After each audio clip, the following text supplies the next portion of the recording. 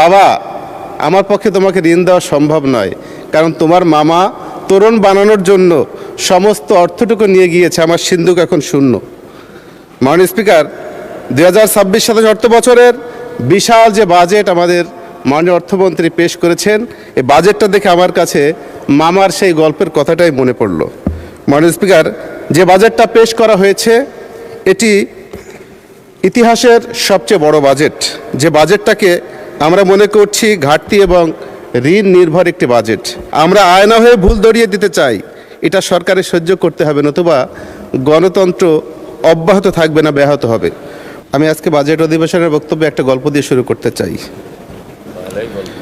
ছোটবেলায় আমাদের গ্রামে এক দুঃসম্পর্কের মামা ছিলেন।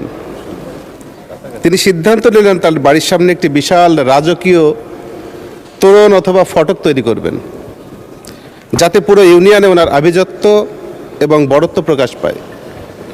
তিনি চমৎকার নকশায় এক বুক অহংকার নিয়ে তোরণটি বানালেন, কিন্তু বিপত্তি বাধল তখনই যখন জানা গেল এই জাঁকজমকপূর্ণ তোরণটি বানানোর জন্য মামা বাসার চাল, ডাল, আলু সব বিক্রি করে দিয়েছেন।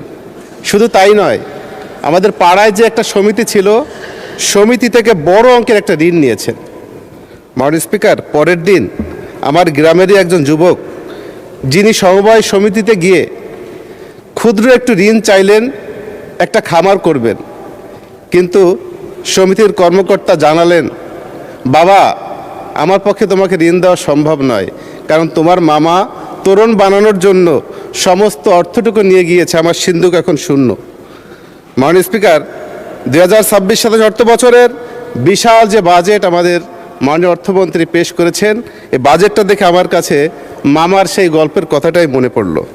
মাননীয় স্পিকার, যে বাজেটটা পেশ করা হয়েছে এটি ইতিহাসের সবচেয়ে বড় বাজেট, যে বাজেটটাকে আমরা মনে করছি ঘাটতি এবং ঋণ নির্ভর একটি বাজেট। মাননীয় স্পিকার, আমরা বিরোধী দলের সংসদ সদস্য হিসেবে সমালোচনা করব, সরকারের ভুল ধরিয়ে দেবো, এটাই স্বাভাবিক।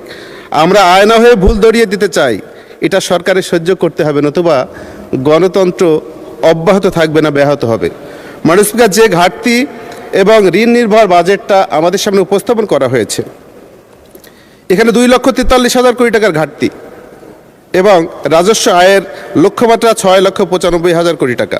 কিন্তু এনবিআর গত 3 বছরের মধ্যে তাদের লক্ষ্য পূরণ করতে ব্যর্থ হয়েছে, 80%ও তাদের লক্ষ্য পূরণ হয়নি। সেক্ষেত্রে এত বড় একটি ঘাটতির বাজেট কি করে পূরণ করবে, এটা সন্দেহের অবকাশ রয়েছে।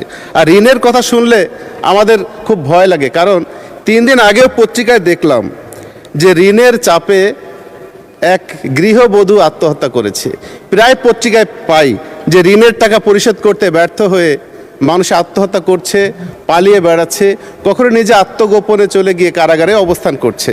আমার ভয় হয় যেভাবে ঋণের বোঝা আমার দেশের উপরে চাপছে, কখন যেন আত্মহত্যার মতো বড় ধরনের সমস্যা আমাদের উপর চেপে বসে। মাননীয় স্পিকার, আজ এমন সময় আমরা দাঁড়িয়ে কথা বলছি যখন এই সংসদটি জুলাইয়ের আকাঙ্ক্ষার উপরে দাঁড়িয়ে আছে। মাননীয় স্পিকার, আর কয়েকদিন পরই ঐতিহাসিক জুলাইয়ের 2 বছর পূর্ত হতে যাচ্ছে। জুলাইয়ের সেই হত্যাকাণ্ডের যখন বিচার চলছে, তখন আওয়ামী লীগ এবং তাদের সহযোগীরা এখন ময়দানে নামা শুরু করেছে, হুমকি ধামকি দিচ্ছে। শুধু তাই নয়, সরকারের যে পুলিশ বাহিনী রয়েছে তারা যখন প্রতিহত করতে যাচ্ছে, তাদের হত্যারও হুমকি দিচ্ছে।